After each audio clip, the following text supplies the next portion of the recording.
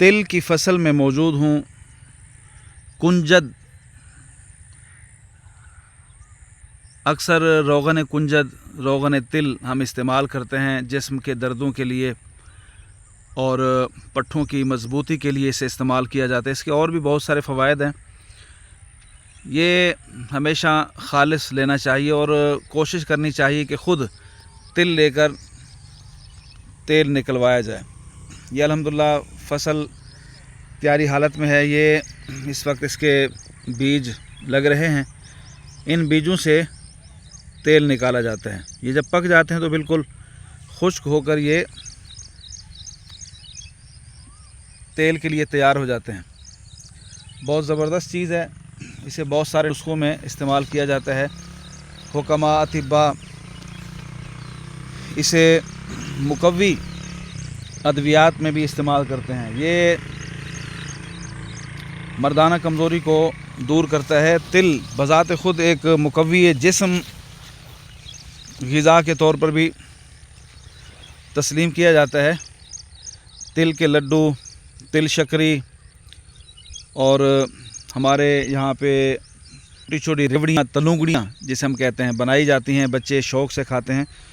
और जिन बच्चों को रात बिस्तर पर पेशाब का प्रॉब्लम है और वो बिस्तर पर पेशाब कर देते हैं, उनको तिल खिलाए जाते हैं। तो ये बहुत ही ज़बरदस्त चीज़ है, अल्लाह की बहुत बड़ी नेमत है।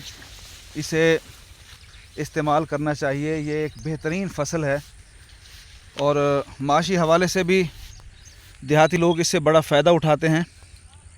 और इसका तेल, इसके तिल और इसका पौधा, ये सारी चीज़ें बहुत ही ज़बरदस्त हैं। शिंगरफ का एक कुश्ता बनता है तिल के तेल में या तिल के अंदर, जो मुकव्वी जिस्म है, मुकव्वी बा है, मुहर्रिक होने की वजह से पट्ठों को मज़बूत करता है। तो ये अल्हम्दुलिल्लाह एक फ़सल जो कि तैयार है, तिल की फ़सल।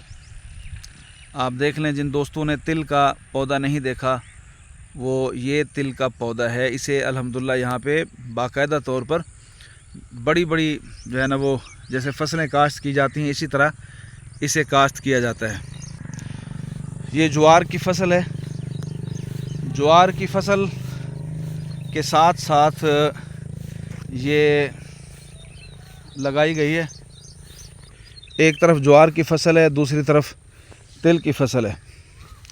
और ये इसके साथ साथ कुछ जो पौधे होते हैं वो इसी फ़सल के साथ, वो मूंगी का पौधा भी इसके साथ होता है। इसी सीज़न में ये मूंगी का पौधा है। मूंगी की दाल जो हम इस्तेमाल करते हैं, मूंग, ये मूंग का पौधा है। ये एक ही वक़्त में फ़सल तैयार होती है। मूंग की फ़सल, तिल की फ़सल, ज्वार की फ़सल और वो सामने मकई की फ़सल इस वक्त पक कर तैयार हो चुकी है, उसे बनाया जा रहा है अल्हम्दुलिल्लाह।